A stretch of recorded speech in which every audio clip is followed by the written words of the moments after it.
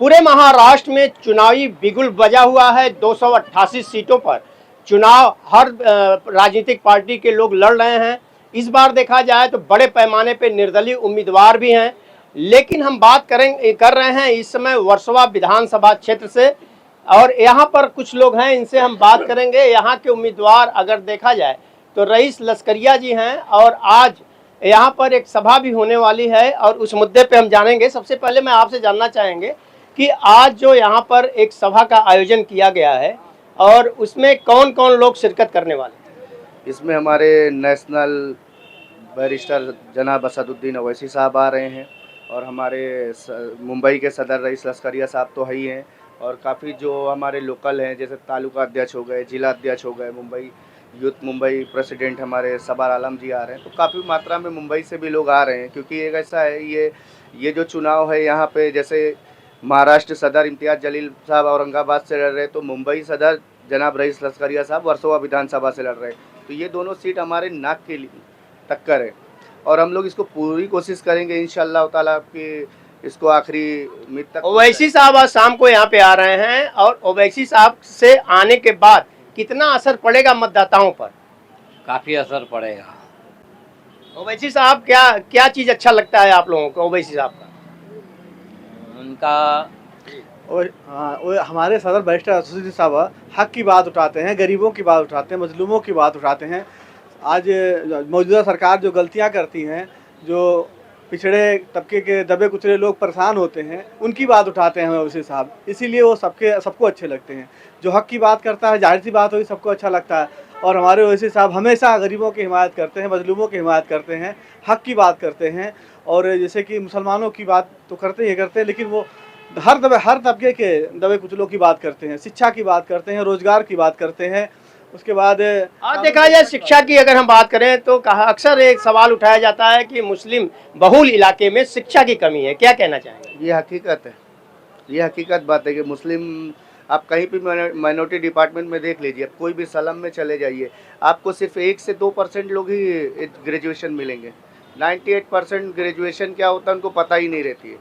बहुत ज़्यादा पढ़ाई की है तो 10th पास कर लिए, 12th पास कर लिए, इससे ज़्यादा कुछ नहीं। क्या रीजन मानते हैं आप शिक्षा की कमी जो है, क्या रीजन मानते हैं आप लोग की शिक्षा की कमी के कारण रीजन क्या होता है? शिक्षा इतनी महंगी कर दी गई है ना प्राइवेट स्कूलों में। आप एक बच्चे को आप अभी जैसे फॉर एग्जांपल यहीं का आप ले लो, सिटी इंटरनेशनल स्कूल है, रैयान इंटरनेशनल है, रायगढ़ मिलिट्री है, मैं आपको 10 स्कूल ऐसे बताऊंगा जो टॉप स्कूल हैं। उनमें अगर एक नॉर्मल इंसान है तो अपने बच्चे को भेज नहीं सकता। जो करोड़पति है सिर्फ उनके बच्चे ही पढ़ेंगे।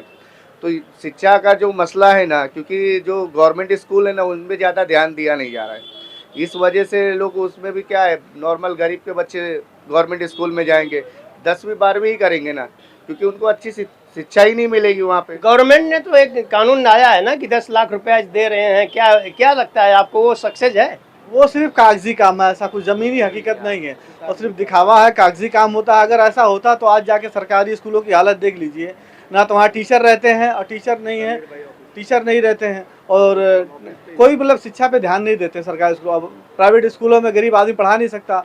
रोजगारी का माहौल आप देखते हैं चरम पे है, रोजगार की जो हालत है। अब आप बाल बच्चों का पेट पाले या फिर शिक्षा के लिए सोचे, तो जहाँ तक सबसे बड़ा मसला है रोजगारी के बाद शिक्षा की व्यवस्था जो स्कूलों में ही नहीं बेटा, स्कूलों में नहीं मिल पाती, इसीलिए लोग बच्चे पिछड़े रहते हैं। ओवैसी साहब आ रहे हैं, और मैं जानना चाहूँगा कि यहाँ के उम्मीदवार जो हैं सईद लस्करिया जी, रईस लस्करिया जी हैं। रईस लस्करिया जी का क्या एम है, क्या लक्ष्य है, इसके बारे में कुछ बताएंगे? रईस लस्करिया साहब का ये लक्ष्य है कि उनको मैं सलम में उनको घुमाया, वो देखे तो उनके आँख से आंसू तक निकल गए कि ये हाल है हमारे गरीब झोपड़पट्टी लोगों में। रोड पे पानी है, यानी जो गली है उसमें गटर का पानी है, और जो पानी झोपड़पट्टी के लोग इस्तेमाल कर रहे हैं, सलम वाले जो पानी इस्तेमाल कर रहे हो, गटर के लाइन के अंदर से पाइप लाइन गई हुई है, वो लीकेज हो रहा है पाइप लाइन, और वही पाइप लाइन लोगों के घर में जा रहा है पानी, वही पानी लोग पी रहे हैं और बीमार पड़ रहे हैं। तो सबसे बड़ा मतलब ये है कि ना प्रॉपर गटर का सिस्टम बना हुआ है, ना प्रॉपर गली बनी हुई है, ना क्लीन पानी है, ना स्वास्थ्य में बराबर देखा जा रहा है। तो बहुत सारे सिस्टम है, और वो इसी चीज़ को करने के लिए आए हैं। उनको कोई ज़रूरत नहीं है पॉलिटिक्स में आने के लिए, क्योंकि वो खुद एक सक्षम इंसान है, और कोई उनको नाम की उनको मोहताजी नहीं है। वो बहुत बड़े लोग इंसान है, वो हमारे लिए बोले तो बहुत बड़ी बात है कि वो हमारे हम सब जैसे लोगों के लिए सोच रहे हैं और जमीन पे उतर के काम कर रहे हैं। मूलभूत सुविधाओं की बात करें तो मूलभूत सुविधाएं भी यहाँ पे बहुत कम है। और चाचा, मैं आपसे जानना चाहूँगा कि मूलभूत सुविधाएं जो होती हैं खास तौर से, उसमें बहुत सारी चीज़ें हैं जो कि आप लोग अंदर चाहते हैं कि ये चीज़ होना चाहिए।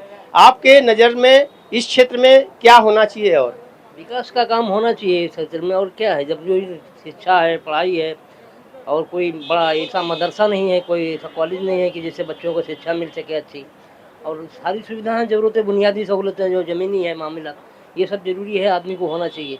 ये सारी सुविधाएं महरूम है सभी से। सारी पार्टियां अपना अपना वादा करके अपना अपना काम ये करके जाती, कोई इस चीज़ के लिए काम नहीं कर रहा है। मुस्लिम के लिए, दलित के लिए, पिछड़े लोगों के लिए, बड़े बड़े लोगों के लिए सब बड़े बड़े काम हो रहे हैं, बाकी छोटे लोगों के लिए कोई काम नहीं हो रहा है। हर आदमी परेशान है इस चीज़ के लिए। आदमी को नौकरी नहीं है, काम नहीं है, धंधा नहीं है, हर आदमी परेशान है इस चीज़ के लिए। खाली ये बोलने का है कि बटोगे तो कटोगे, अरे वही बांटने वाले, वही काटने वाले, वही सब करने वाले हैं, बाकी कोई ऐसा कुछ नहीं है। बाकी सब करने वाले जो है ना, आदमी का कुछ करता ही नहीं है, खाली लोग बोलते हैं बस। लेकिन रईस साहब ऐसा है ना कि जो काम करने वाले दिख रहे हैं, जो करेंगे, इसी उम्मीद के साथ आपके साथ आदमी जुड़ा हुआ है, इनसे जुड़ता है, ज़मीनी जुड़ाई से जुड़ रहा है आदमी। तो आपने देखा कि यहाँ पर देखा जाए तो आज ओवैसी जी आने वाले हैं, शाम को उनकी एक सभा होने वाली है और यहाँ के लोगों को काफ़ी उम्मीद है। और उनके उम्मीदवार रईस जी यहाँ पर जो हैं वर्सोवा विधानसभा से चुनाव लड़ रहे हैं और आज उसी के लिए यहाँ पर सभा बुलाई गई है। और लोगों का कहना है कि शिक्षा की जो है इस क्षेत्र में काफ़ी कमी है, शिक्षा के लिए आवाज़ उठाना चाहिए। और मूलभूत सुविधाओं की अगर हम बात करें तो झोपड़पट्टी में रहने वाले लोग जो हैं उनको मूलभूत सुविधाएं जो मिलनी चाहिए वो नहीं मिल रही है। इन्हीं सारी चीज़ों की दलील यहाँ के लोग दे रहे हैं।